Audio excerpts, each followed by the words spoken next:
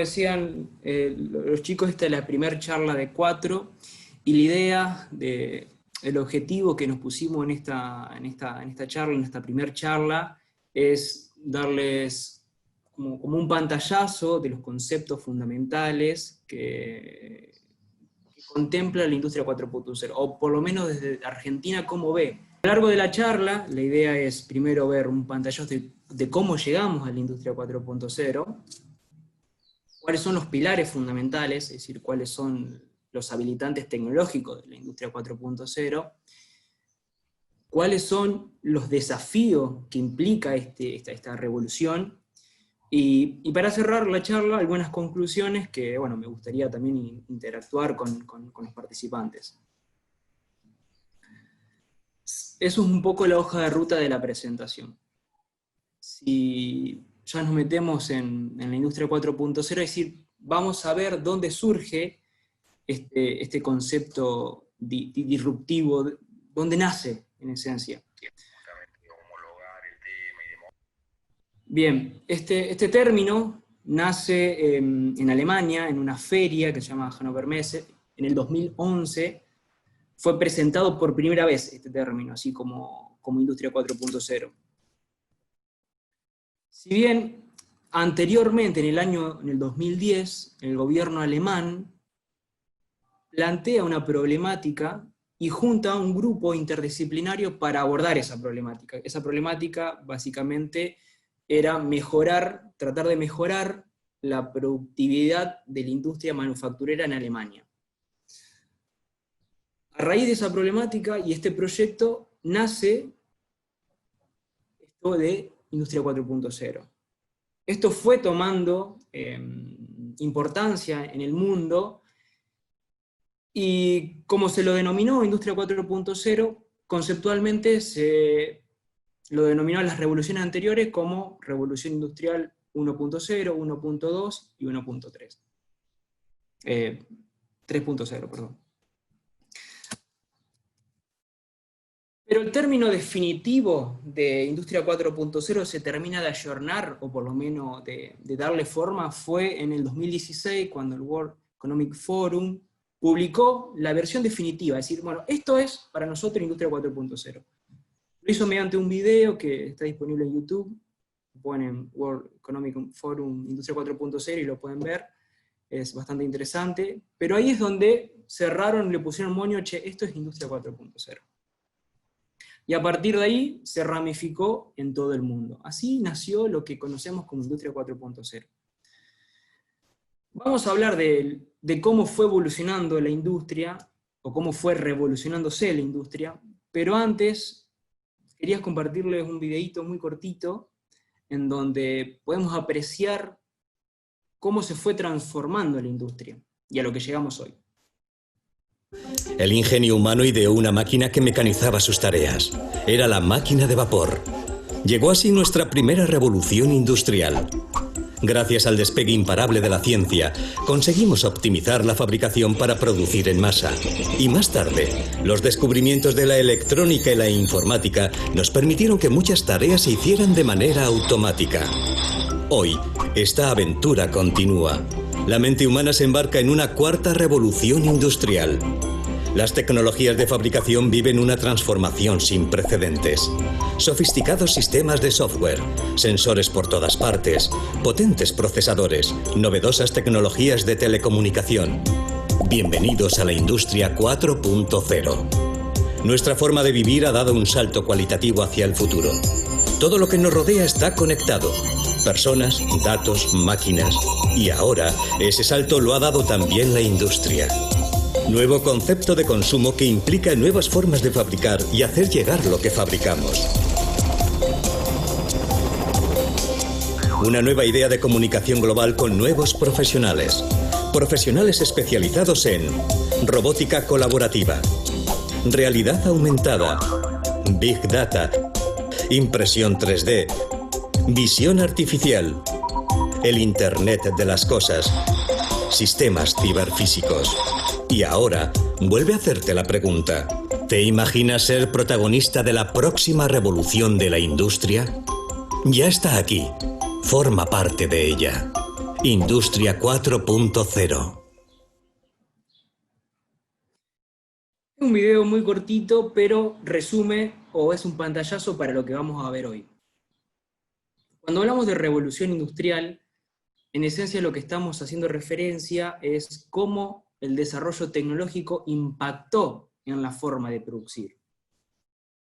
La primera revolución industrial se nos viene a la cabeza la máquina de Watt, es decir, la máquina de vapor. Si bien Watt no fue el que inventó la máquina de vapor, pero sí le dio una innovación tecnológica, le dio una aplicación en la industria. Esta aplicación de que era una máquina de un sistema abierto, lo llevó a un sistema cerrado, agregándole un condensador.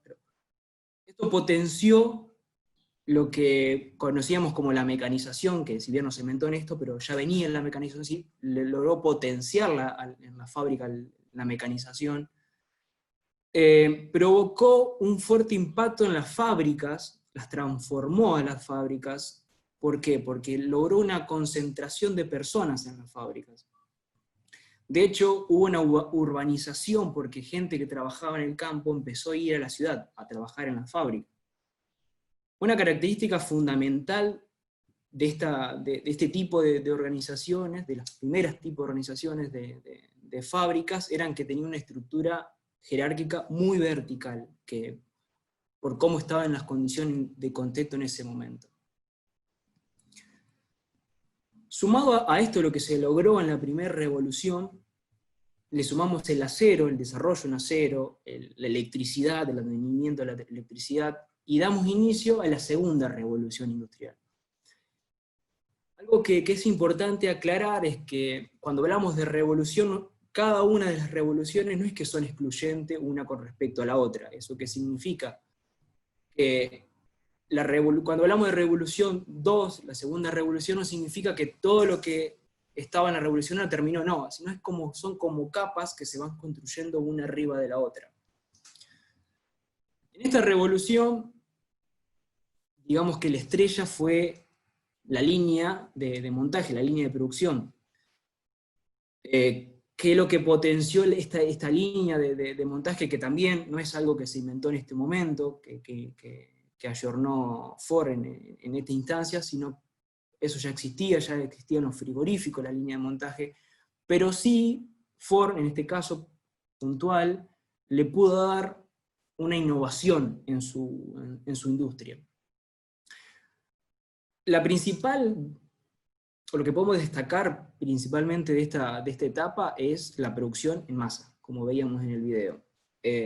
Y hay una gran diferencia entre la primera revolución y esta revolución en particular, en cómo veíamos el proceso productivo, es decir, el punto de vista de fabricación. Es decir, en la primera revolución, la fabricación era más artesanal, el proceso productivo era artesanal, los costos de producción eran muy altos, por ende el precio del bien era alto y la demanda era muy poca.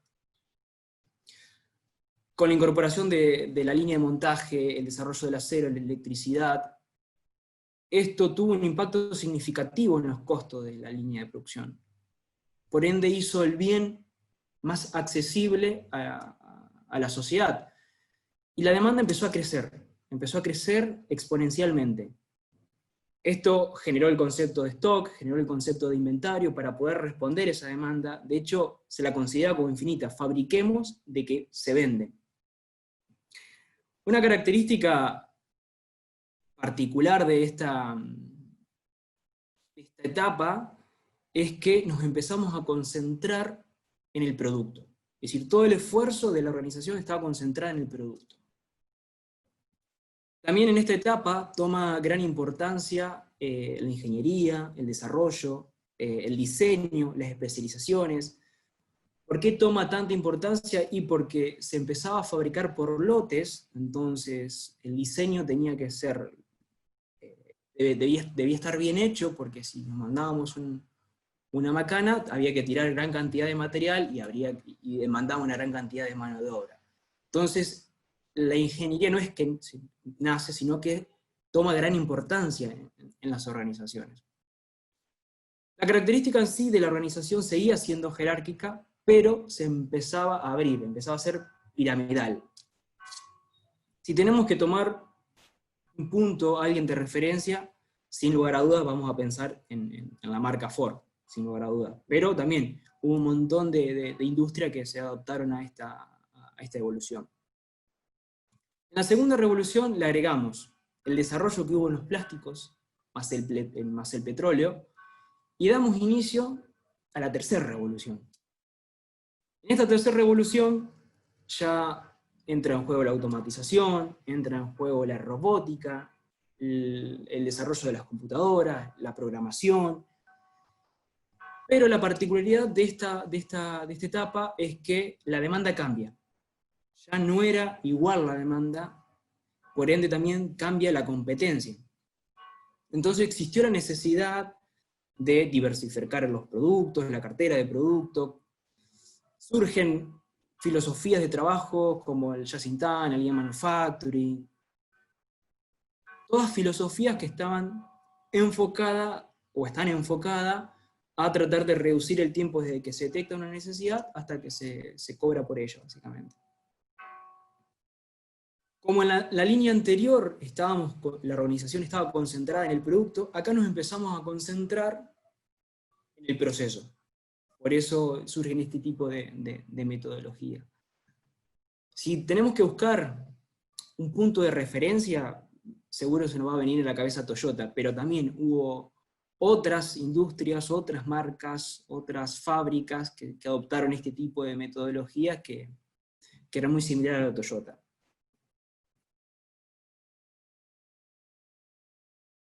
A la tercera revolución se le agrega un punto de inflexión que transformó totalmente las cosas, que fue el Internet y los ciberfísicos. Si bien Internet surge a mediados de los 60, surge en el ámbito bélico, creo que el punto crucial fue a mediados del 2000, más o menos, en donde estaba Internet 2.0, en donde Internet transformó en cómo nos comunicábamos. ¿Por qué? Porque antes, o sea, no solamente vos podías ver lo que estaba en Internet, en la web, sino también que podías subir cosas. Entonces ya la comunicación ya cambiaba. Creo que fue uno de los pilares fundamentales que transformó la industria. Es decir, la cuarta, algo importante ya estamos inmersos en la cuarta revolución y en este estadio. Creo que esta es la primera revolución que no se produce desde una tecnología en sí. Es decir, determinados usos y costumbres que eran aprovechados por la sociedad transformaron el mundo industrial, el paradigma industrial.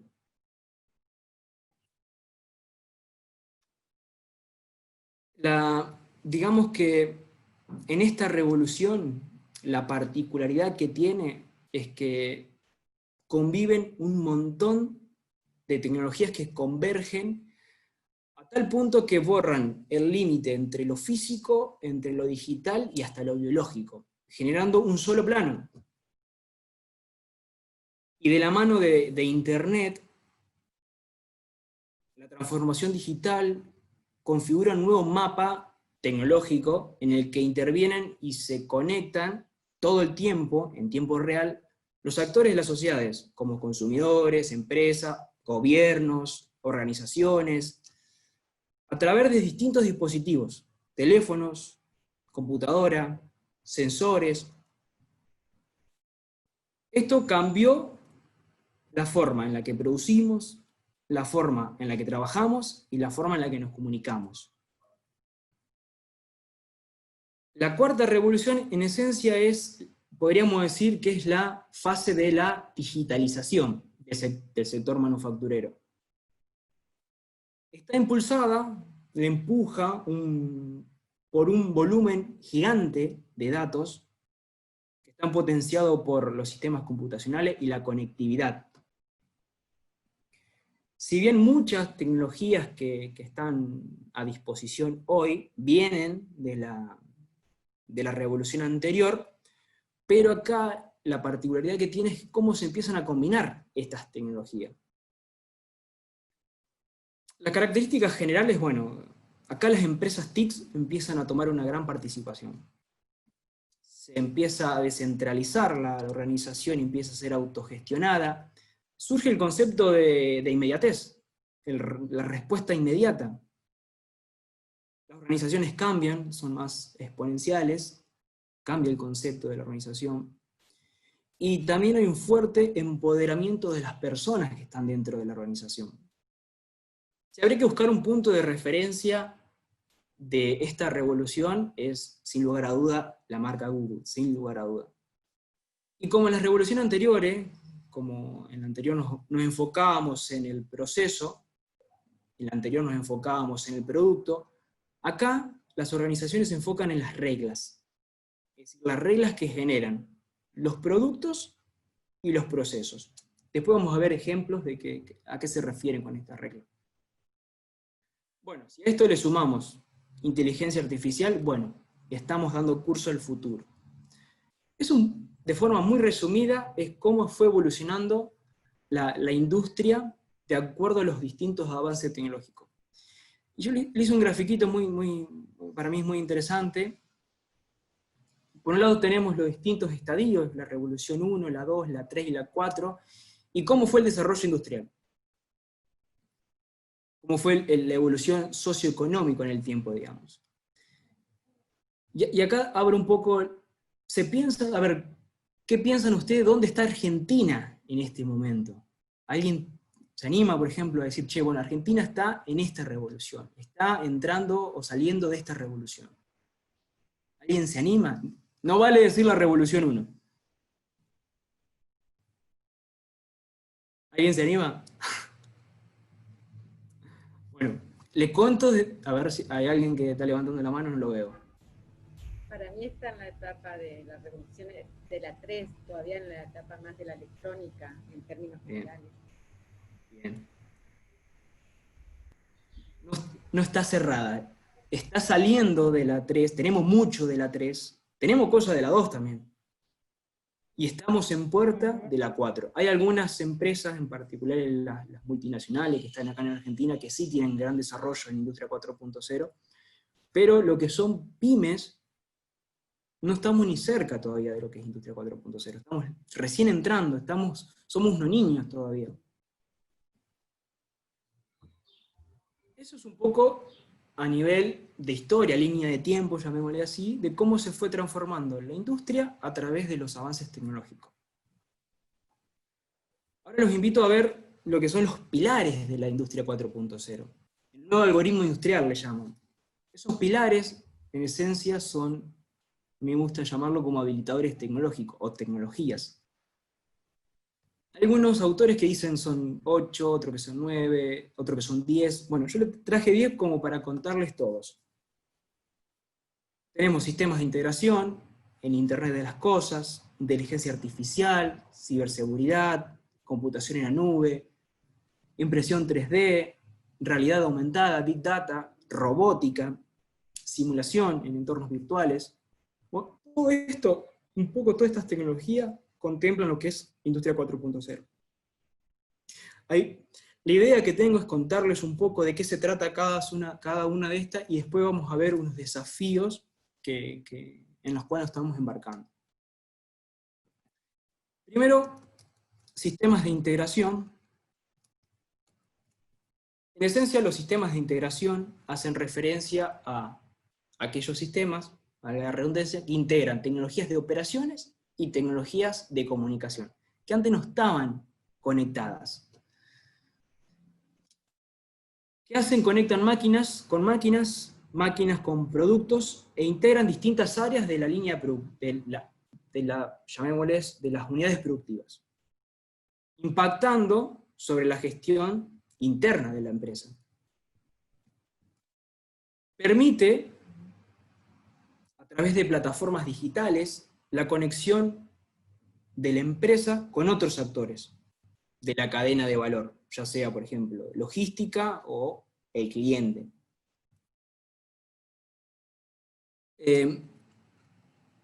Una aplicación que es interesante, los ERP hoy en día pudieron ayornar esto de de sistema de integración. ¿Por qué? Porque no solamente empezaron a ver a cada área o cada sistema dentro de la organización como un todo y no como sistemas aislados, pero empezaron a agregarle la información que recolectábamos de planta, la información del ciclo de vida del producto.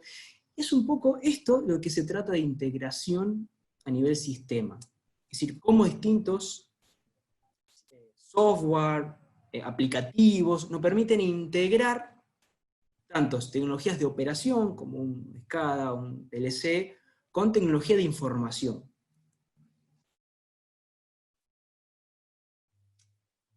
Máquinas y sistemas robots. A ver, esto no es nada nuevo, ya venimos hace años hablando de robots, de hecho desde la revolución anterior nace el robot. Pero lo interesante de los robots de hoy, si ven, son los robots que son máquinas que automatizan tareas. La tendencia de hoy en día, de lo que es robótica, está en avanzar en lo que es automatización de procesos productivos, navegación y control, integración de sensores y actuadores, y comunicación de interfase. Se está buscando, esto es lo innovador, se está buscando incrementar lo que se denomina robótica colaborativa. Esto también conocido como cobots. Porque los cobots permiten ir hacia lo que se denomina fábricas inteligentes, donde todas las áreas de la empresa pueden trabajar de forma conectada y con alto nivel de automatización. ¿Qué son estos cobots? Bien, es como una nueva generación de robot que se caracteriza por ser ligero, flexible, fácil de instalar, pero la principal diferencia es que están diseñados para interactuar con humanos. Esa es la gran diferencia, mediante sensores o actuadores ya pueden interactuar y trabajar de manera colaborativa con humanos. Por ejemplo, una de las tendencias es, en esto de que es robot colaborativo, son los robots que son guiados de forma automática, los AGV, que pueden transportar ya sea materia prima, pueden transportar productos intermedios o productos final. Y se pueden manejar con un dispositivo, ya sea un dispositivo de una computadora, de un teléfono, o directamente desde un software en la nube. Principales fabricantes de robots en el mundo hay un montón, como KUKA, ABB, Fanuc, Yaskawa, Siemens, hay infinitos, hasta en Argentina hay fabricantes de robots. La robótica está cumpliendo un papel muy, muy importante en la industria, principalmente en tratar de automatizar aquellas tareas que son de alta precisión, o que son tareas repetitivas, o que aquellas tareas que demandan un trabajo duro o esfuerzo físico. Sin lugar a duda, aquellas tareas en donde se necesite una capacidad de adaptación, una capacidad de resolución de problema, ahí no hay forma de reemplazar al humano. Por eso creo que la regla general es tratar de buscar la forma entre robots colaborativos y humanos, cómo los integramos.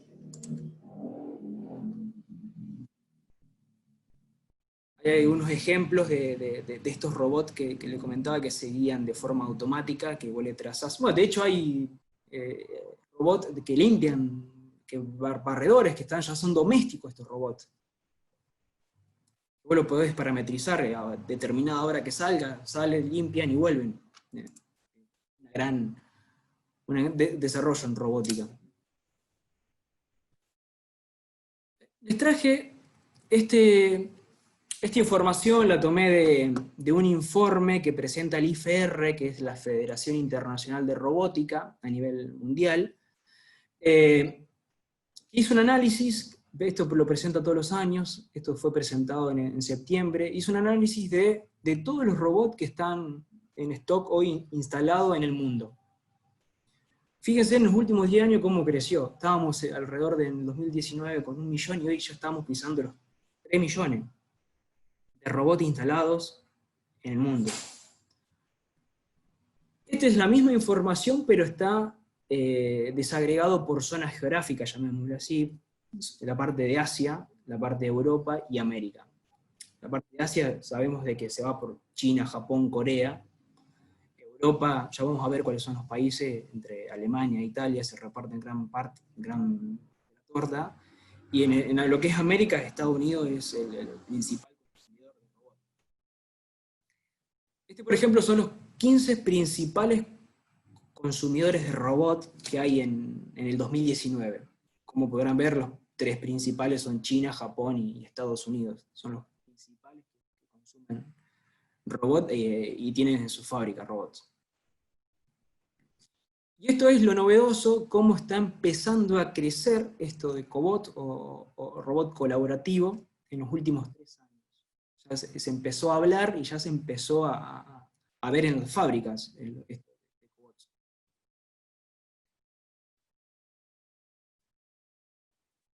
Algo que quería comentarle con respecto a la robótica, que hay mucho camino por desarrollar. Y a esta tecnología por ahí le tenemos miedo, primero por los costos, después porque quizás tenemos un paradigma de que no los podemos controlar o gestionar, y ni hablar del paradigma de que nos van a reemplazar. Eso creo que es un miedo que hay de la tecnología de lo que es robot. Vamos a pasar a otra tecnología, otro habilitante, que es Internet de las Cosas. El Internet de las Cosas permite comunicar de forma multidireccional entre máquinas, personas y productos. Y permite recoger información de múltiples entornos. Que en esencia lo que nos permite hacer es tomar decisiones. Eso es el resultado final de lo que es la información que recolecta. La Internet de las Cosas es una tecnología clave en esta revolución. Cuando hablamos que avanzamos para una fabricación de un producto inteligente, es decir, que le estamos incorporando un servicio al producto, generamos con esto una relación más estrecha, más cercana con los consumidores. Y podemos captar información de desempeño de uso, del uso del producto, hasta incluso poder ver si detectamos fallas o necesidades de mantenimiento, etc.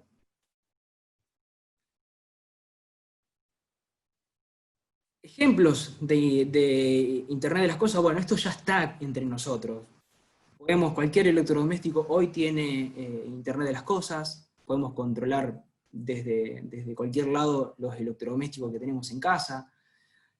Por ejemplo, otras aplicaciones, esto también es muy conocido, si necesitamos controlar alguna magnitud física o química, por ejemplo, no sé, la temperatura de productos alimenticios, podemos tener un control de la cadena de frío del mismo a través de inteligencia de Internet de las Cosas.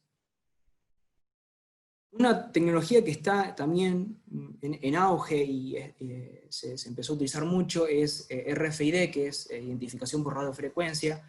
Hoy encontramos drones, por ejemplo, con RFID, que detectan o encuentran contenedores en grandes espacios de almacenamiento. Esto ahorra una gran cantidad de tiempo. Vamos a pasar a manufactura aditiva. Esto es lo que vulgarmente conocemos como impresión 3D.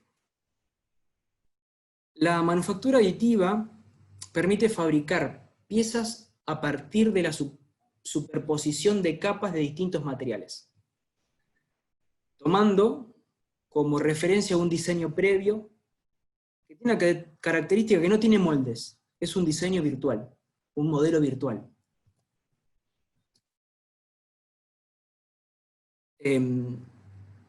Este tipo de tecnología se utiliza, por ejemplo, para prototipar, para producir componentes pequeños, muy específicos, muy difícil de lograr con la manufactura tradicional, con el mecanizado, por ejemplo. Y para aquellos que sean series cortitas, no se puede hacer grandes lotes.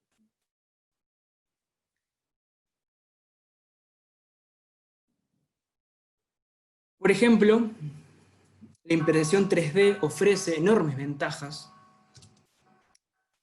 para producir piezas y objetos cuya fabricación tradicional, llamémoslo así, es dificultosa, ya sea por la cantidad de mano de obra que lleve, ya sea por la cantidad de configuraciones que tengamos que hacer con una máquina, ya sea por lo específico que sea dimensionalmente esa pieza. Y con respecto a tipos de manufactura aditivas, mira, yo hace 2 o 3 años conocía 2 o 3 tipos y ahora este año investigando encontré un montón de nuevos métodos de manufactura aditiva, que en esencia se caracterizan por, de acuerdo a cómo utilizan el material, ya sea filamento, hilo, polvos, líquido o resina, o la forma en la que unen esos materiales, ya sea por calor, haz de luz, láser, soldadura, entre otros.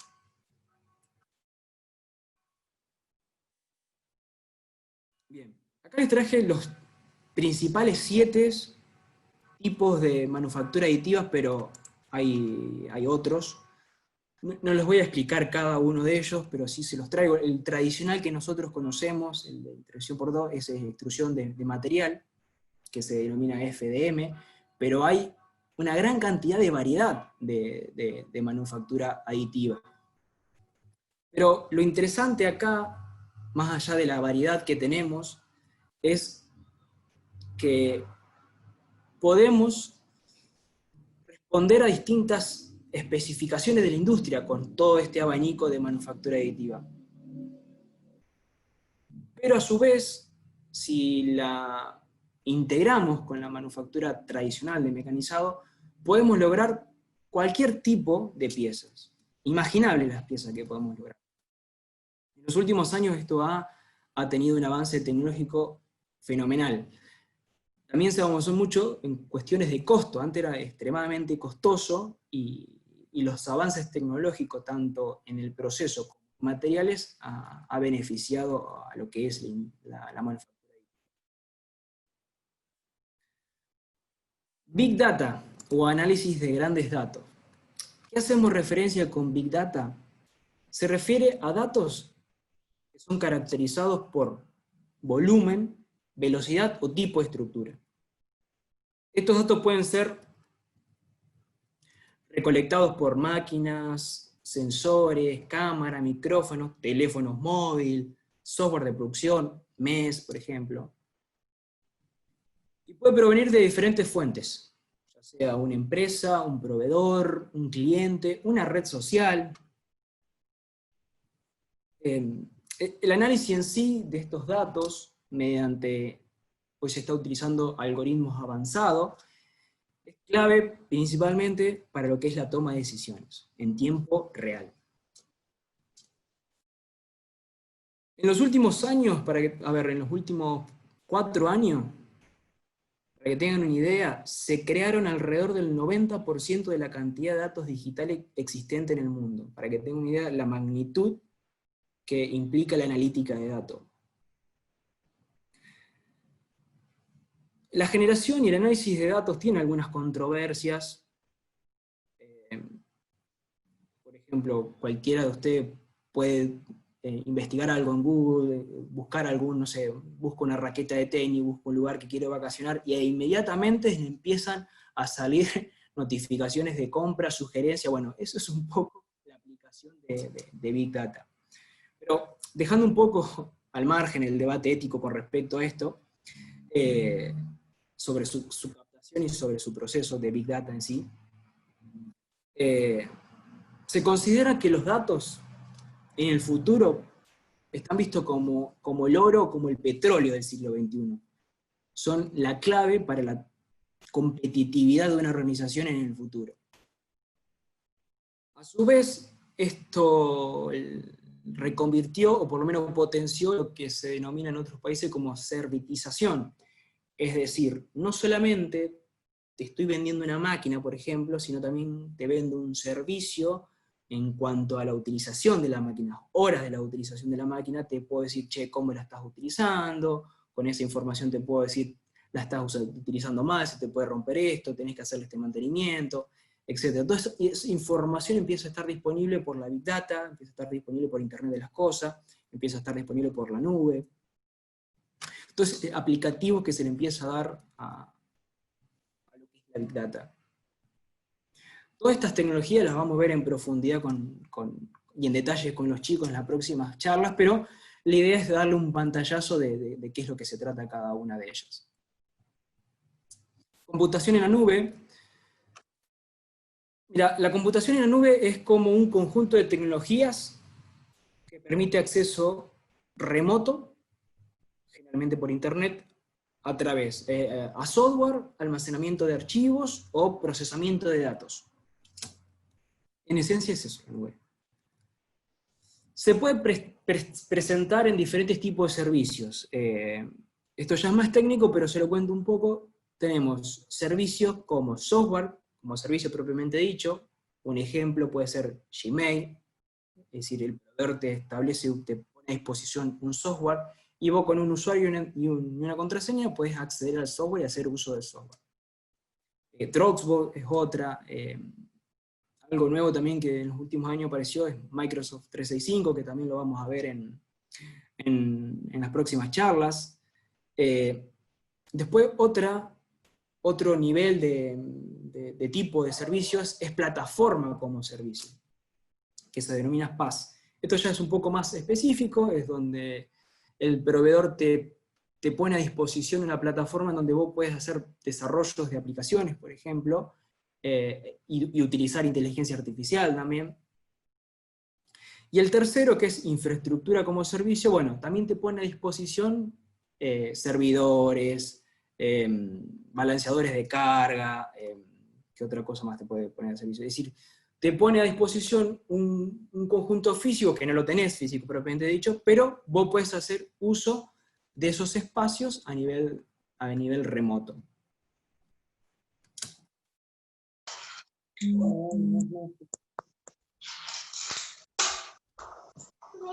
¿Alguien quiere preguntar algo? Bien.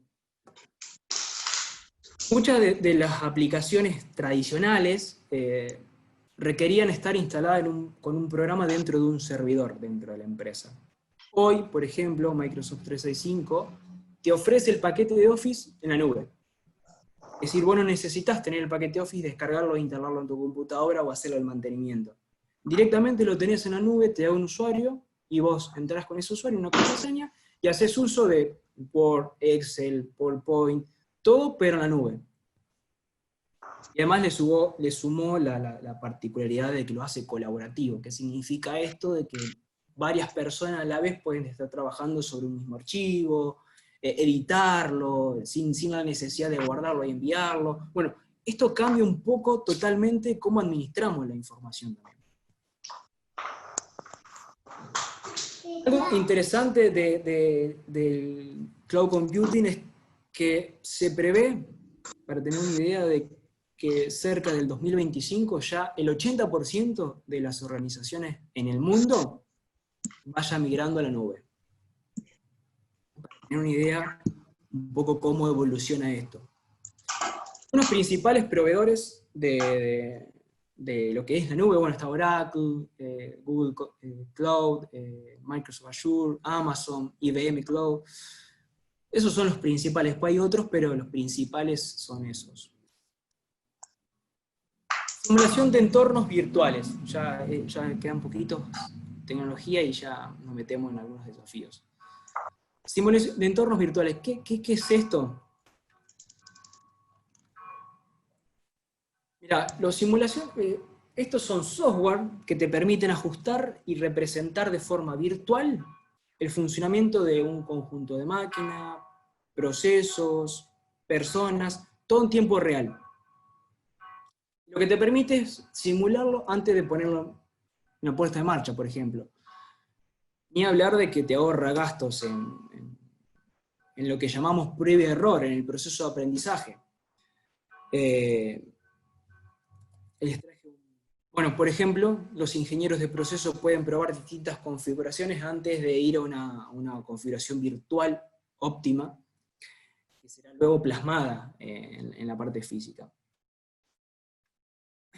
Esto es le voy a mostrar un videito de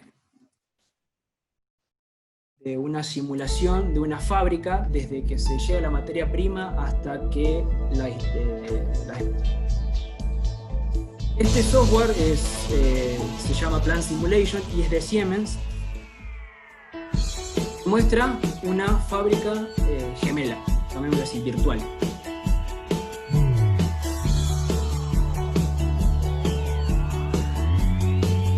Podemos simular lo que es abastecimiento de materia prima, el almacén de la misma.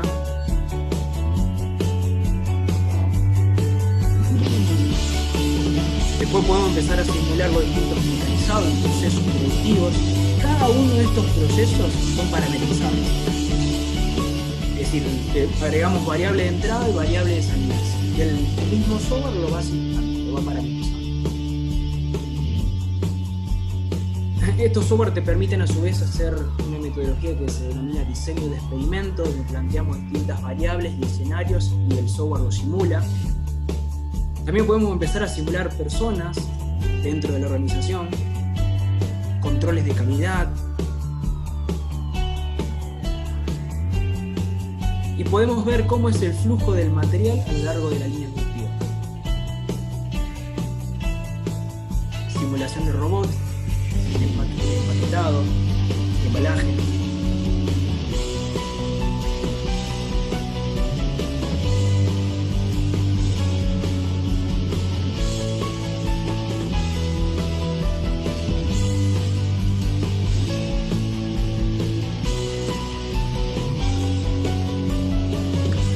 Estos son los robots que les comentaba que son autodidactas. Cómo van y buscan desde un sector y depositan en otro.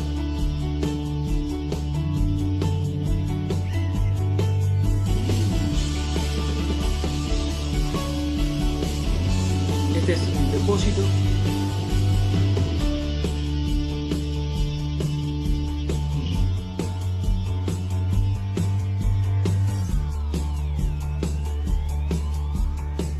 Y cómo la materia prima se prepara para ser despachada.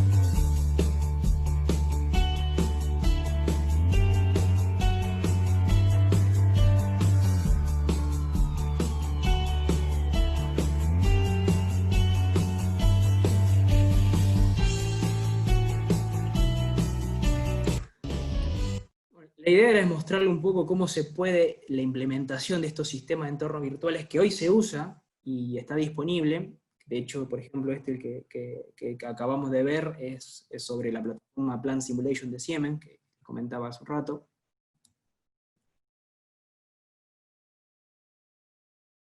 Otra tecnología que está disponible hoy en día es lo que denominamos realidad aumentada, que tendemos a confundir con realidad virtual. ¿Qué es en esencia la realidad virtual? Bueno, es aquella que nos permite modelar un entorno totalmente virtual que puede ser real o no. Por ejemplo, tengo una máquina y quiero modelar la interacción con ella, tranquilamente lo podría hacer de forma virtual. La realidad aumentada es distinta. Permite contemplar un entorno real con objetos digitales. Es decir, trata de sistemas que combinan simulación, modelado, virtualización, permitiendo nuevas formas para el diseño de producto, organización de procesos, que impactan en sí en lo que es la cadena productiva. Esto tiene implementaciones en varios ámbitos, por ejemplo, una selección de piezas en depósitos, envíos de instrucciones para reparación, o entrenamiento de procesos de fabricación, o capacitación para seguridad. Y también les traje un videito donde se ve muy claramente la diferencia entre realidad aumentada y realidad virtual. Lo que estamos viendo en este momento es realidad aumentada, es decir, el entorno real con información virtual. Por ejemplo, tengo que ir a buscar una pieza a un depósito.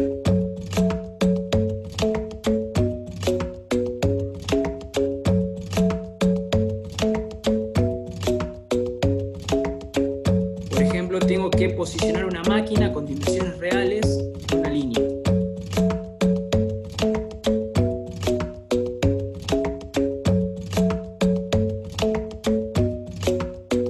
Aquí, por ejemplo, cuáles son las etapas y cuáles son los materiales que tengo que utilizar.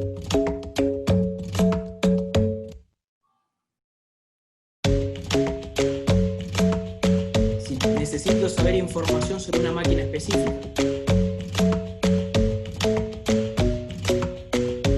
Y esto ya es realidad virtual. Es un entorno totalmente virtual.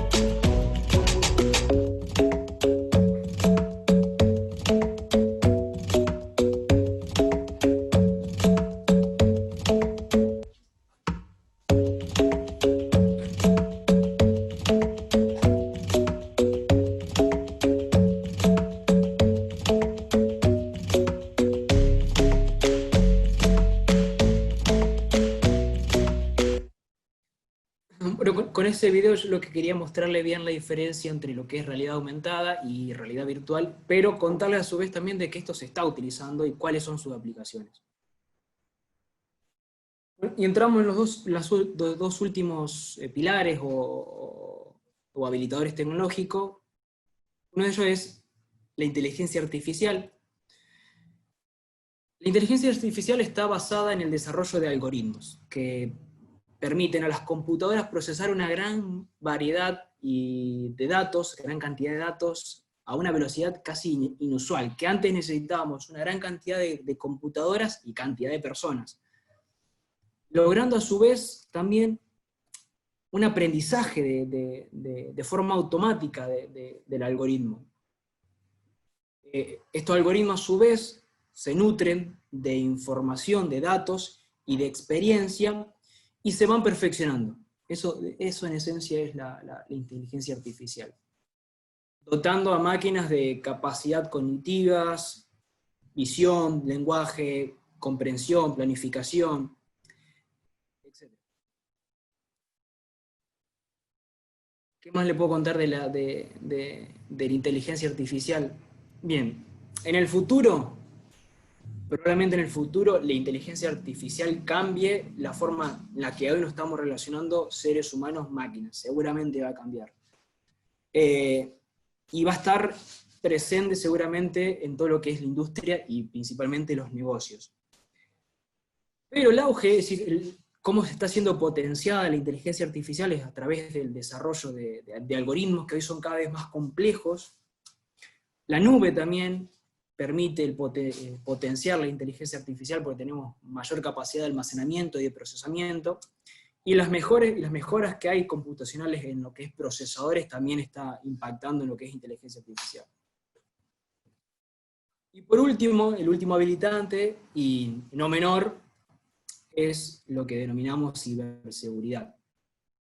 En los últimos años ciberseguridad empezó a aparecer en todas las juntas directivas de las empresas. Empezó a ser un punto clave de la organización. Es decir, a medida que tenemos más dispositivos, máquinas, personas conectadas, se empieza a valorar lo que son las ofertas de herramientas preventivas para detectar o anticiparse a cualquier tipo de amenaza.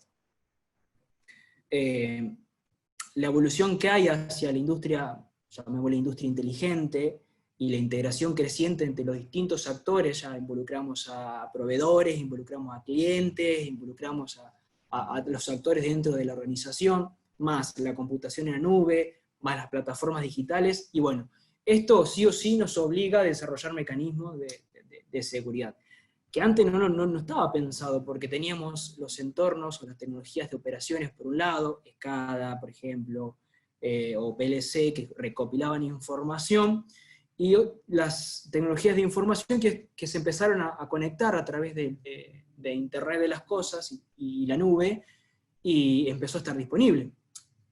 Empezó a estar en la nube, así que todo lo que tenga que ver con ciberdelitos empieza a tomar una relevancia importante en lo que son las organizaciones.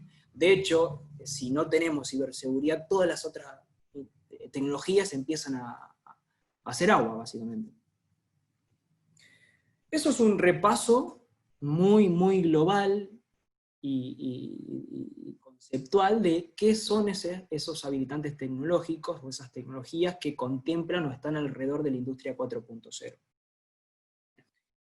Y ahora me gustaría contarles un poco de desafíos, es decir, se está pensando de un modelo 360, de productos a la experiencia o de productos plataformas que tienen un impacto en sí en el modelo de negocio. Es decir, en un contexto que es altamente competitivo y cambiante, el ciclo de vida de los productos se acortó. Las empresas establecen nuevos modelos centrándose específicamente en el cliente y empiezan a ofrecer esto de que lo denominamos como producto plataforma, incorporando servicio al producto, permitiendo nueva experiencia, mayor funcionamiento del usuario. Y el desafío está en la industria manufacturera, en cómo capturar el valor generado a partir del uso del producto. No solamente te vendo el producto, sino también cómo yo genero ingresos a lo largo del ciclo de vida, de todo el ciclo de vida del producto. Es uno de los principales desafíos que tenemos como industria manufacturera. ¿Y cómo impacta la digitalización en estos modelos? Traje algunos ejemplos de algunas empresas que aprovecharon la digitalización y cambiaron las reglas de juego, como ser Uber, Airbnb, que vinieron y cambiaron y pusieron en jaque lo tradicional. Es decir, los mismos usuarios de un hotel son los de Airbnb.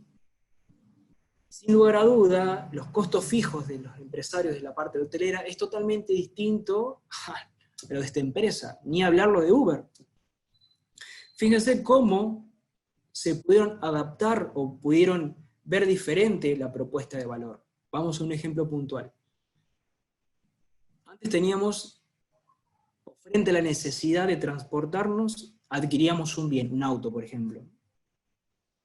Esa demanda creció, bueno, se logró satisfacer, se estabilizó, bueno, ¿cómo reconvertimos el negocio del automóvil? Y bueno, vamos a agregar el servicio postventa. Bien, se reconvirtió ese modelo. Pero fíjese ahora que frente a la necesidad que es la misma de transportarse, buscan otra alternativa. ¿Y qué pasa si compartimos el transporte? ¿O qué pasa si buscamos otra forma de transportarnos? Y eso es lo que aprovechó en este caso Uber. Vio diferente la propuesta de valor, no se concentró como antes en el producto y en el servicio, sino que se empezó a concentrar en el sistema. Es decir, ¿qué característica tienen estos nuevos modelos de negocio o en qué se centran estos modelos de negocio? Lo primero de ello es que están centrados en el cliente. Es decir, se busca la forma de tener información y poder anticiparse a las necesidades del cliente ofreciendo un producto justo a medida. Toma una gran importancia lo que es la customización del producto. Y ni hablar de la producción. ¿Cómo vos hacés? El desafío es cómo vos hacés una producción flexible. Y la producción en stock ya la ponemos en jaque frente a esta pedido on demand, llamémoslo así. Esto es un poco también de lo que estaba hablando anteriormente del producto inteligente. ¿Qué es esto de productos inteligentes? Bueno, con la incorporación de, por ejemplo, sensores, controladores, o cualquier tipo de tecnología que implique una digitalización del producto, es decir, que permita tener mayores prestaciones y funcionalidades del producto, lo sumamos con el Internet de las Cosas, que es clave para este modelo, y empezamos a cambiar el concepto de pasar del producto a la plataforma. no sé, por ejemplo, hay lavarropas con Wi-Fi, hay autos con navegadores, hay casas inteligentes, hay sistemas de ventilación que son controlados por aplicaciones de teléfono. Es decir, ¿cómo hacemos el producto inteligente? Otro aspecto importante de estos modelos de negocio, y que vino para, esto sí fue totalmente disruptivo, es las tiendas online. Esto transformó o hizo ver de forma distinta los modelos. Ofreciendo al cliente, poniendo el producto del cliente disponible las 24 horas. Es decir, lo puede adquirir en cualquier momento con la tienda online.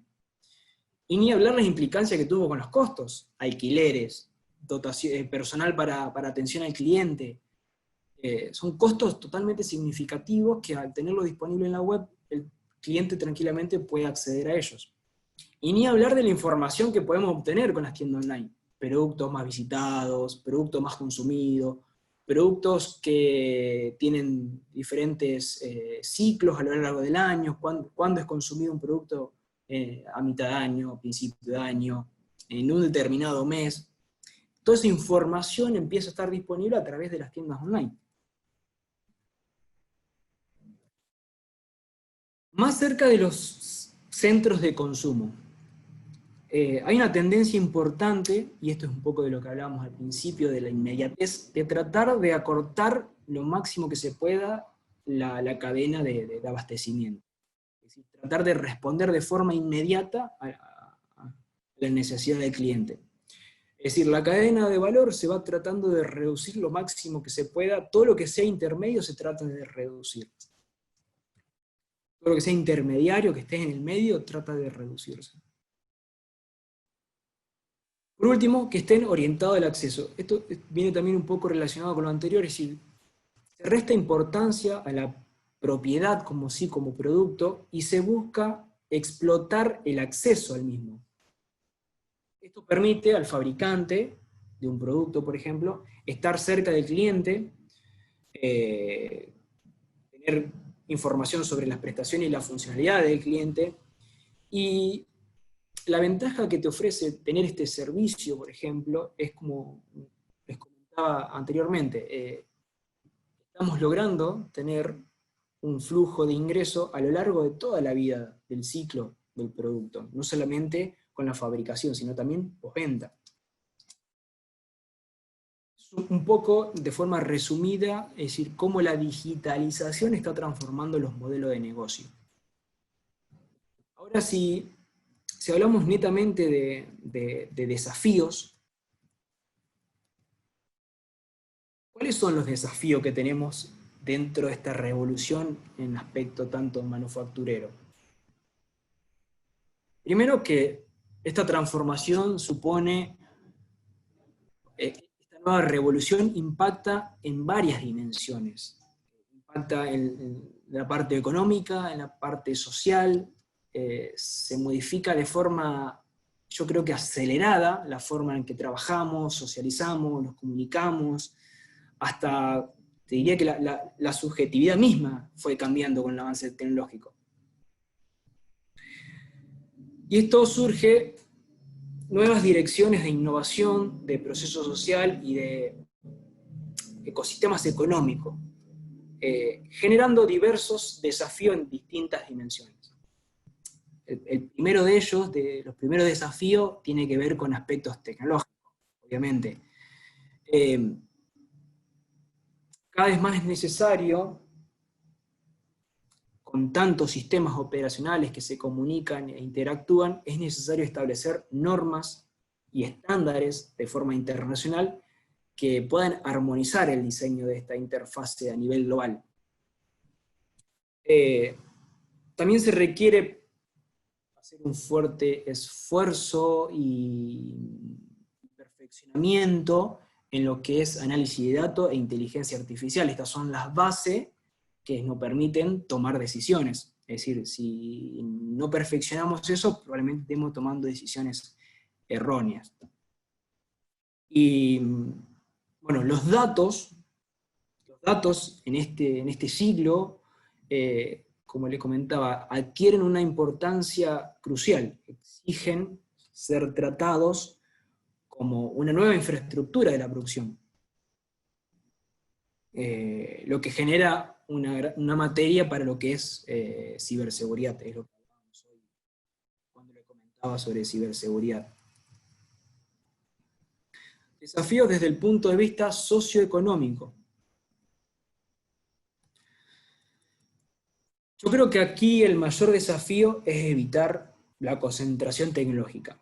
Es decir, el avance de la tecnología puede profundizar las desigualdades entre países, entre empresas o personas, por lo cual la reasignación de recursos, tanto humanos como financieros, será necesario no solamente para asegurar el acceso, sino también para contribuir en la creación de entornos que sean dinámicos para este tipo de tecnología.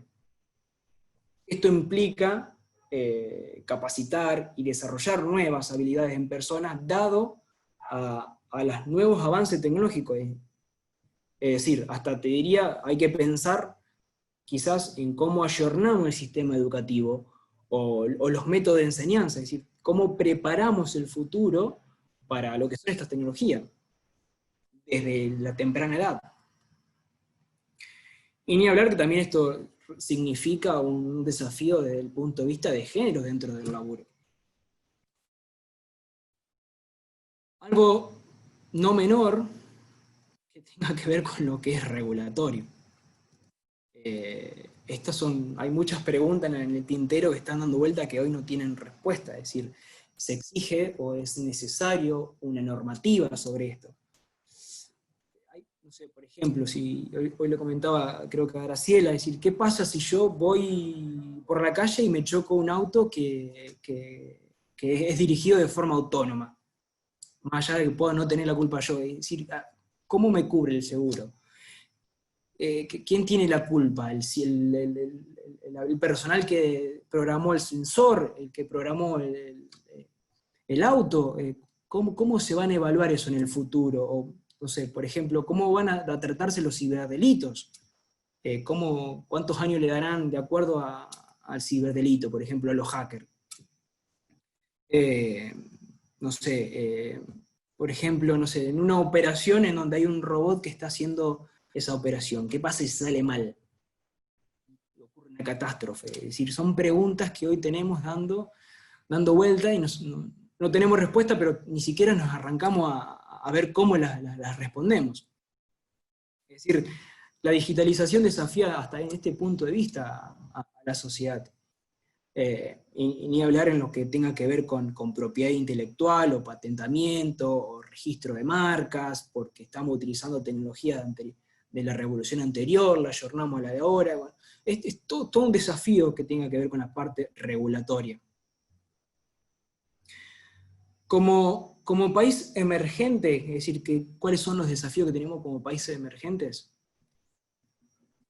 Y yo creo que el desafío está en cómo hacemos para reducir esa brecha, básicamente, la brecha entre el país emergente y la nuestra.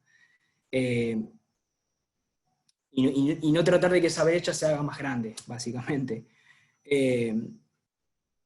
Por esto creo que los estados y las políticas públicas que se tomen deben estar apuntados a cómo potenciamos o cómo hacemos que las industrias empiecen a estar inmersas en esta tecnología o en esta industria 4.0. Creo que ese es el principal desafío que tenemos como país emergente, es decir, fortalecer los ecosistemas locales, fortalecer la industria local, fortalecer lo pequeño para luego pensar en exportar, por ejemplo.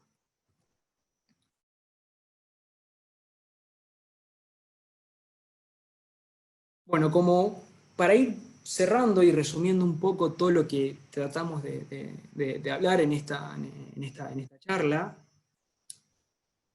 primero, la industria 4.0 tiene un primer anillo, llamémoslo así, que son estas tecnologías o habilitantes tecnológicos que les venía contando. Pero estas tecnologías no son solamente la industria 4.0, hay un contexto a su alrededor, que tenga que ver con el modelo de negocio que utilicemos, tenga que ver con las políticas y las regulaciones que se plantean, en cómo aprovechamos de forma colectiva la inteligencia, la evaluación de la propuesta de valor que veíamos hoy. Son un montón de factores que están de forma directa o indirecta influyendo en lo que es Industria 4.0. Y la primera conclusión que hago con respecto a esto es que si miramos una tecnología aislada, no proporciona una ventaja de manera significativa. O sea, la clave está en cómo interrelacionamos la misma con un objetivo estratégico y mirada alternativa, corrernos de cómo estamos mirando las cosas.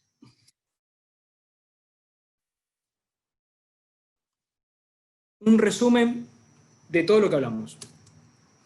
En principio, es la era de la digitalización.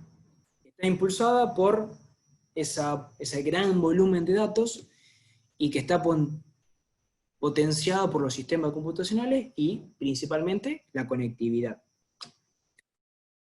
A diferencia de la anterior revolución, se caracteriza porque conviven un montón de tecnologías que convergen y borran límites.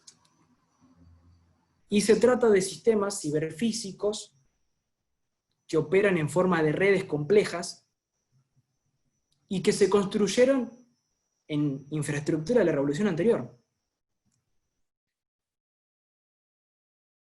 Empieza a surgir el concepto de fábricas inteligentes. ¿Qué son estas fábricas inteligentes? Dijimos que eran fábricas que trataban de sintetizar estas transformaciones logrando un alto nivel de automatización mediante una integración vertical y horizontal, y prestando una flexibilidad o una orientación al cliente.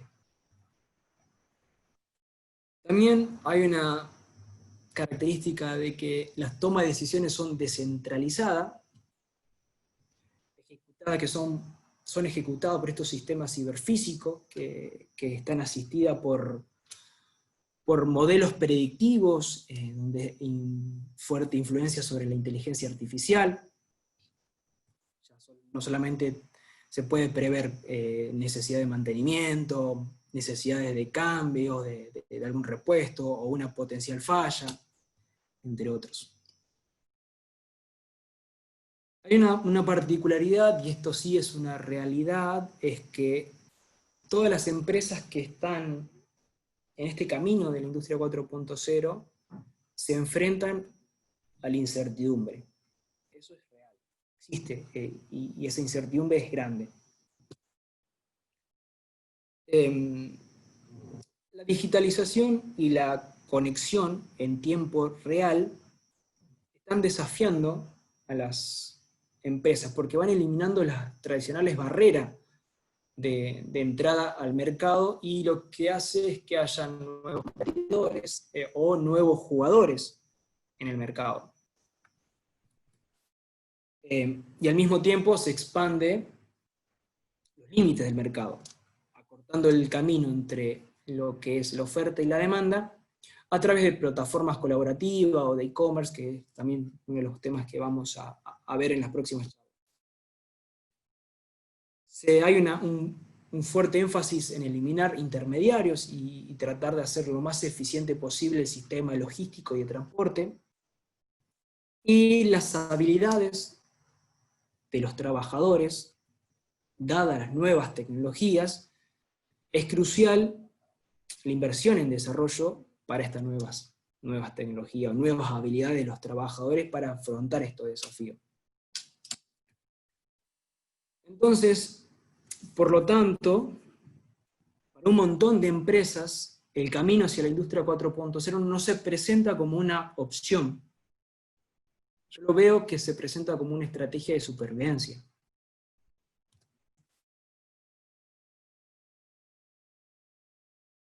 Industria 4.0 en la Argentina.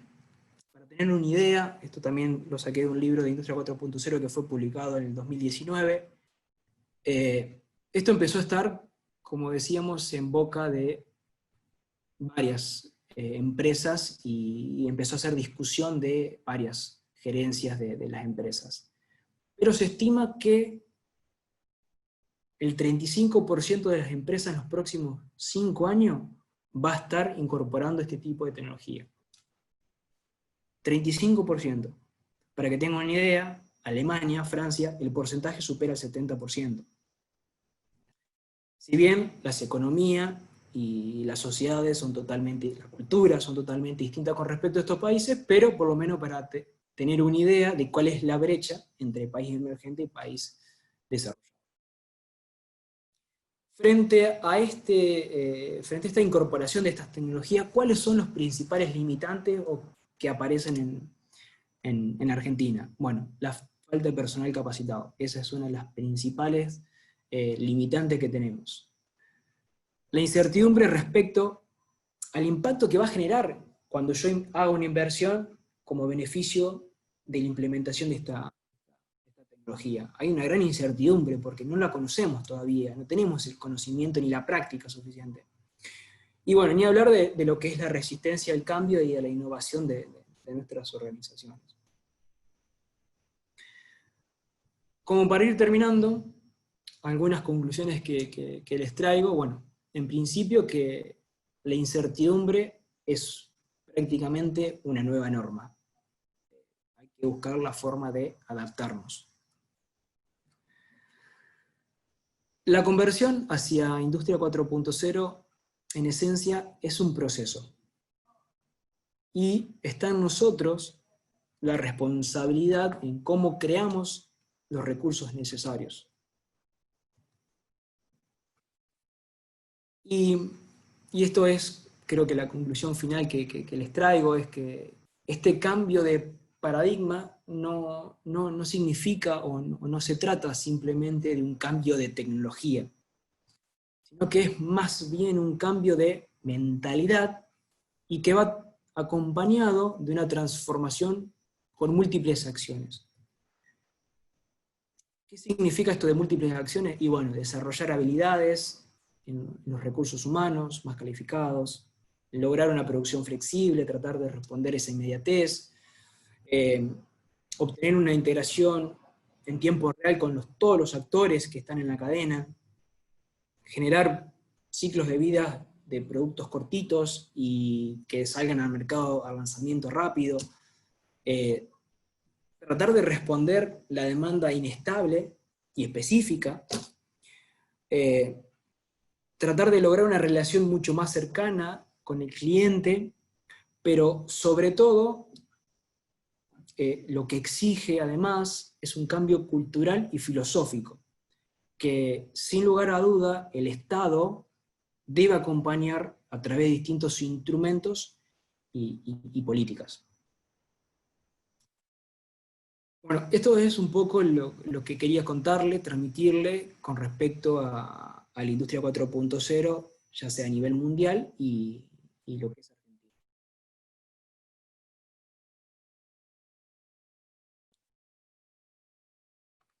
Si alguien tiene alguna pregunta, alguien quiere hacer algún comentario, transmitir alguna experiencia, alguna situación.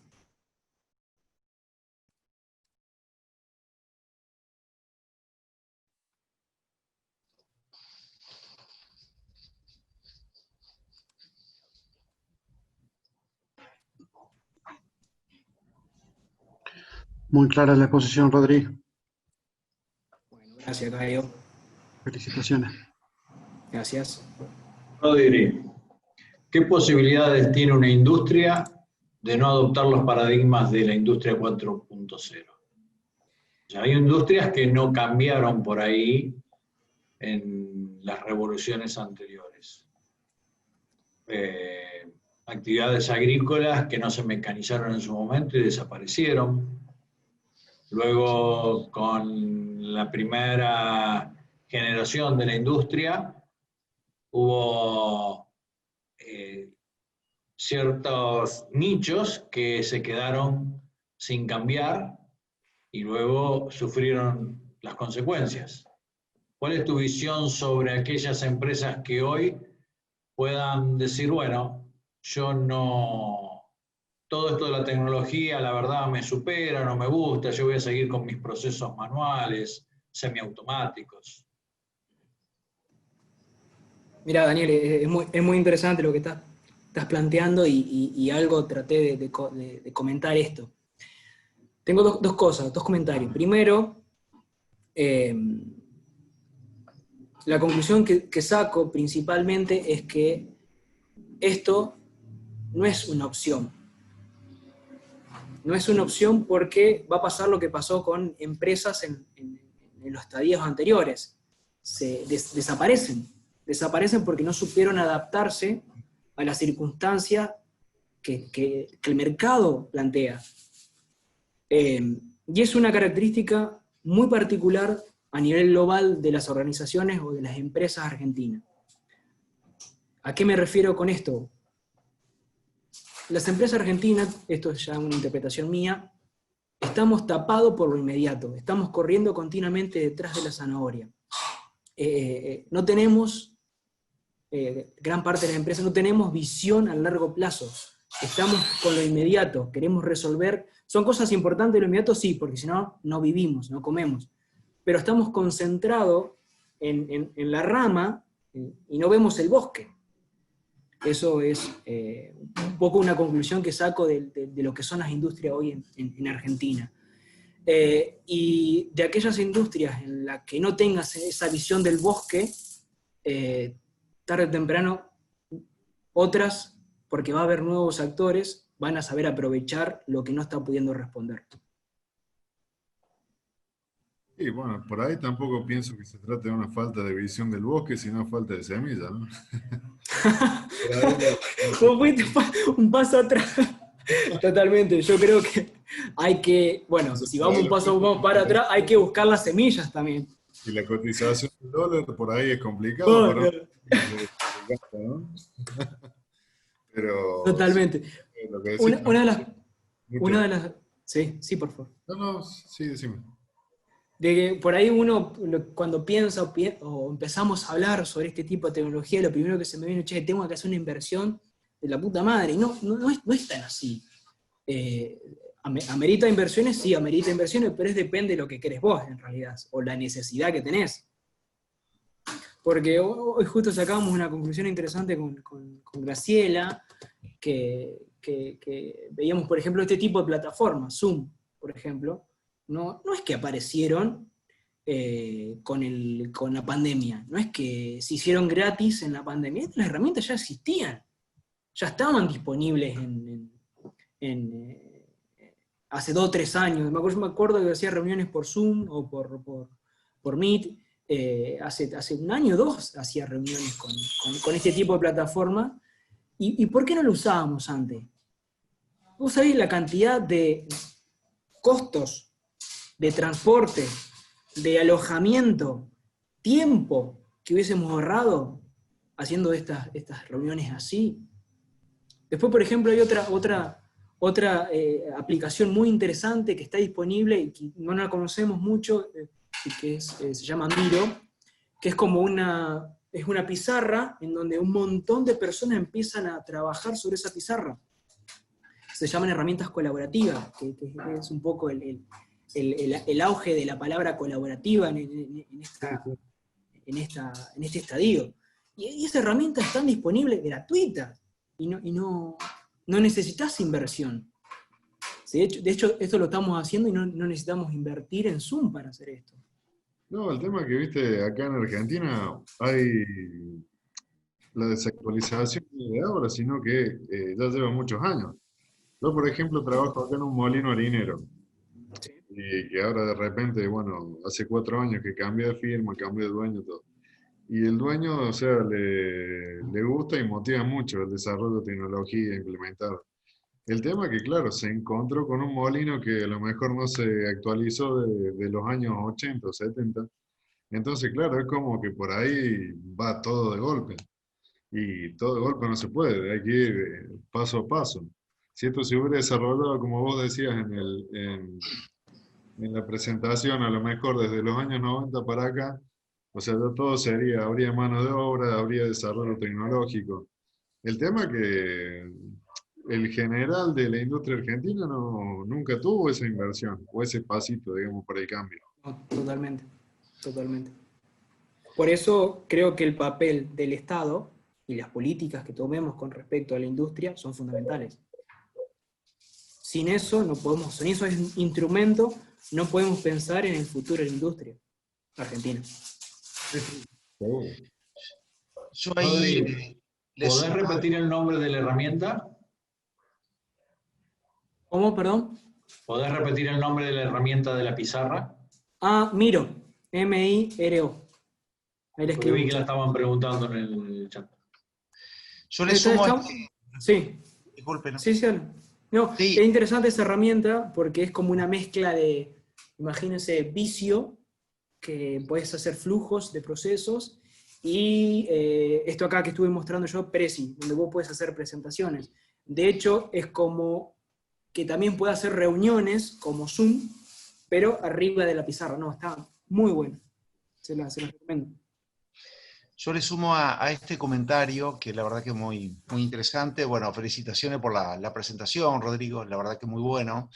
Y Gracias. abre un debate muy profundo, ¿no? Porque la verdad que cuando en algunos lugares discutimos la revolución industrial 4.0, bueno, en algunos lugares todavía no han pasado la 3.0, y en algunos lugares también, y sobre todo en entornos mundiales, ya desde el 2015 se viene planteando la revolución 5.0, que tiene que ver fundamentalmente con la revolución humana llamada, ¿no? Donde ahí está el trabajo colaborativo muy profundo, donde la manufactura personalizada, digamos, es tal vez la cuestión más clave, ¿no? Con todas las características de lo que se viene. Y en esto, no, quiero redondear la idea diciendo de que en esto es muy importante la visión estratégica, no solo del medio productivo, sino también la visión estratégica de las políticas públicas, porque Totalmente. todo proceso de innovación, si no está acompañado por políticas públicas, en procesos culturales y sociales que la sostengan, es imposible generar un entorno productivo, transformador, innovador o revolucionario que sea sustentable en el tiempo. Entonces, de ahí es que esto es, por eso me gustó mucho esta mirada integral, ¿no? Digamos que acá me parece que es importante mirar no una partecita de la película, sino mirar qué es lo que está sucediendo y fundamentalmente las tendencias para el futuro, ¿no? Porque si, digamos, hoy es una realidad ya en varios circuitos o entornos, este concepto de industria 5.0, digamos, que ya...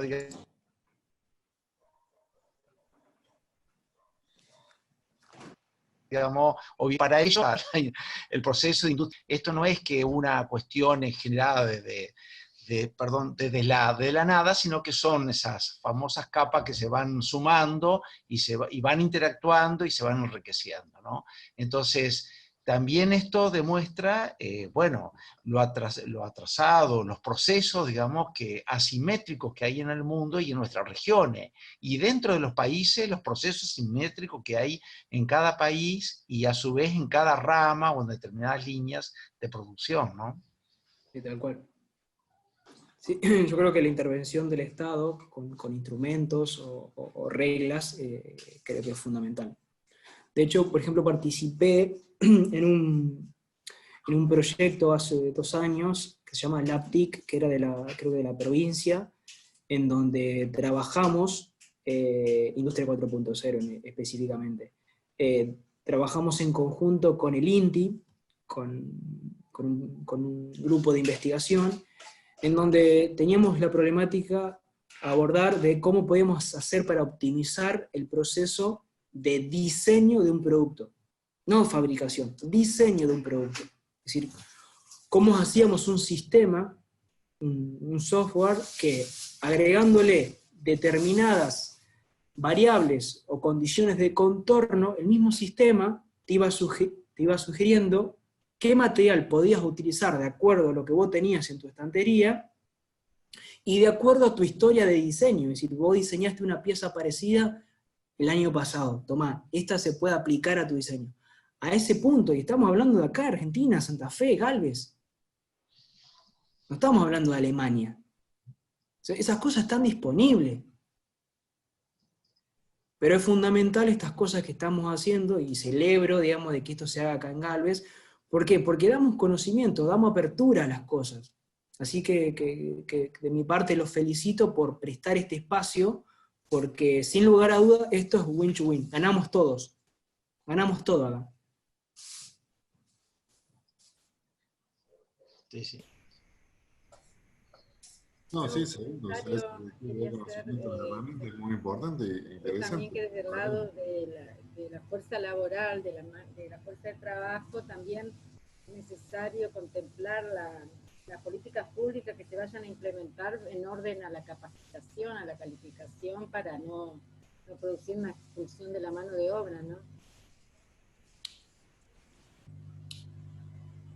Yo no te escuché la pregunta, si es que hiciste una pregunta, perdón. No, era un comentario que de verlo en un enfoque integral desde el mundo del mundo del trabajo, como también desde la fuerza laboral, la importancia de la calificación y la reconversión de la mano de obra para que pueda adaptarse a los procesos de cambio tecnológico. Y Pau, voy más allá, hay que pensar desde el inicio, desde cómo estamos planteando el sistema educativo para el futuro, no de las personas que hoy están siendo dirigentes de la industria. Tenemos que pensar en los próximos 30 años cómo vamos a hacer para construir nuestra industria. Ahí está la clave, ahí está el bosque.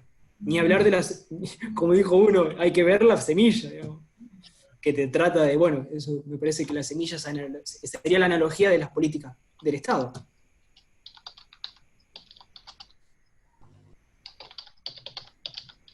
Sí, seguro, pero vos por ahí, si estamos hablando de la creación de nuevos puestos de trabajo, nuevas capacidades que antes no existían, Totalmente, todo lo que tenga que ver con programación.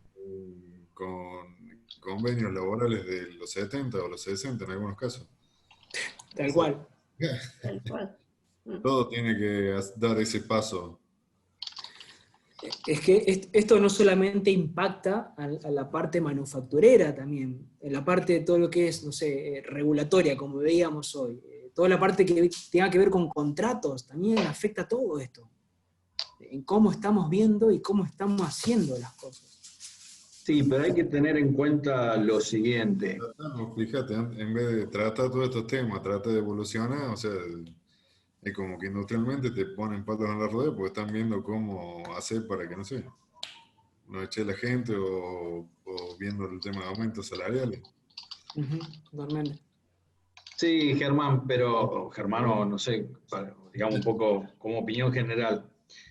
Yo siempre recuerdo que en el año 87, en la provincia de Santa Fe se desarrolló un programa que seguramente, probablemente nadie de los que estamos presentes acá lo recuerde, que se denominó Programa Sol, Proyecto Sol. Fue un proyecto de poner las primeras computadoras en las escuelas de Santa Fe. Año 1987, mes de enero y febrero se hicieron las capacitaciones con alumnos que eran de la Universidad Tecnológica. En la apertura de una de las presentaciones que hizo el director de informática de la provincia en ese momento, año 87, estoy hablando gobierno de Bernet, si mal no recuerdo, o sea que estamos hablando en la prehistoria de la democracia argentina casi. Lo acompañó otra persona que estaba también en el gobierno de ese momento, que muchos lo conocíamos por haber sido periodista de LT9, que era Betanín. Alguno que tenga más de 55, 60 años debe conocerlo. Y en ese momento también se discutía las leyes y lo que pasaba y que no había energía eléctrica, cómo iban a poner computadoras en la escuela. Y una de las cosas que se planteó fue, año 1987, decir, va a llegar el año 2000, vamos a necesitar las computadoras y vamos a seguir peleando porque no tenemos tiza en los pizarrones. Digo, pasaron 20 años, si alguien se acuerda, en el año 2000 se discutía que no había tiza en los pizarrones, que no había luz en la escuela y la computadora era una realidad. O sea, esto nos pasa por arriba, nos guste o no, y se oponga quien se oponga. Se actualice lo que se actualice. Esto pasa es transversal. Sí, pero el tema de las actualizaciones es algo que Y como bien decía, o sea, no supera. Porque está bien, si nos resistimos a la actualización, después llega el momento que quedamos obsoletos o fuera del mercado porque no somos lo suficientemente eficientes para ser competitivos, digamos, a nivel global. Entonces, por ahí, bueno, qué sé yo, si falta la tiza lo compraremos, pero trata un poco de no quedarse tan atrás. No sé si hay otra pregunta más. Desde el Centro Universitario, agradecerte, Rodrigo, la verdad que excelente presentación, clara. Y bueno, nos reencontramos el próximo lunes a la misma hora, 19 horas. La charla va a quedar grabada, así que después vamos a pasar el link para que la puedan volver a ver. Bueno, gente, muchas gracias. ¿Quiere aportar algo? Yo escuché el último tramo con un problemita de conectividad que se me corta cada rato, y quería justo hacer una pregunta a Rodrigo a raíz de esto que me está pasando. Dale. ¿Cómo ven ellos, cómo ven ustedes que tienen experiencia en esto, la situación que se da hoy con el tema de la regulación de todas estas tecnologías que supuestamente se van a manejar desde el Estado? O sea, la falta de inversión que se puede llegar a generar, ¿cómo puede impactar? Porque yo creo que, desde mi punto de vista, creo que puede llegar a ocurrir una desinversión de las empresas que justamente...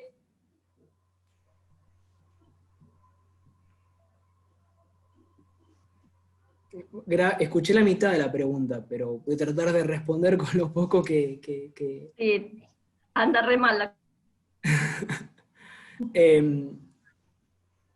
Por ahí, esto no se trata tanto de inversión. A ver, depende de dónde nos paramos a mirar.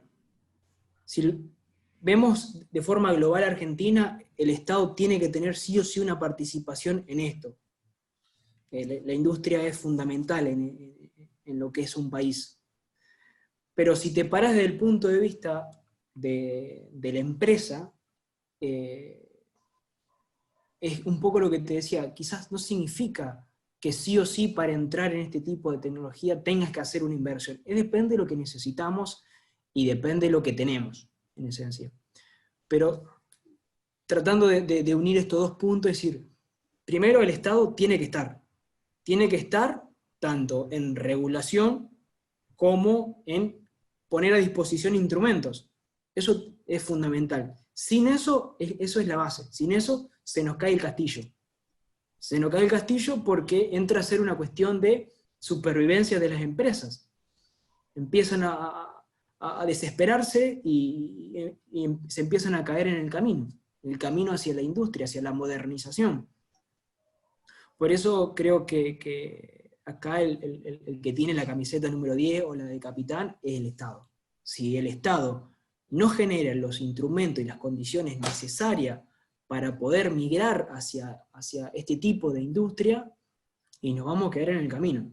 Nos vamos a quedar en el camino como industria y como país.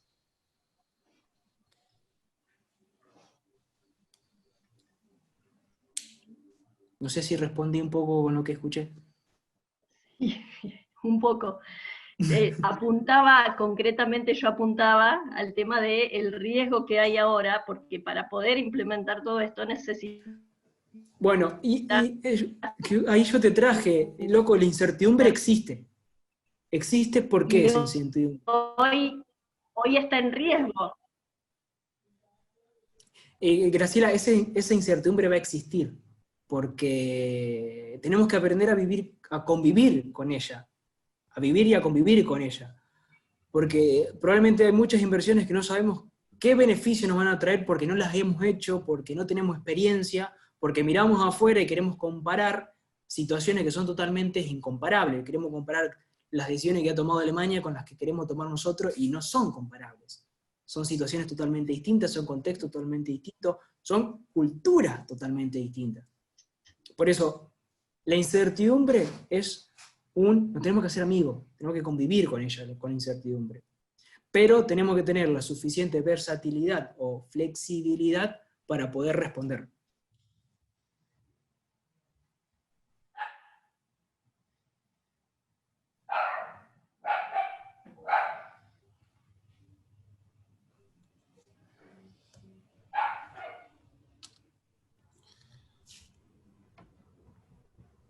Bueno, parece que se quedó tildada de vuelta Graciela, así que vamos a agradecerte nuevamente, Rodrigo, por tu tiempo, por tu espacio. Y gracias a ustedes. Bueno, nos vemos en los próximos encuentros, que seguramente serán enriquecedores como todos estos. Muchas gracias. Bueno, muchas gracias a ustedes. Tu DNI en el chat, por favor. Nombre, apellido, DNI y el correo electrónico, así confeccionamos los certificados. Buenas noches.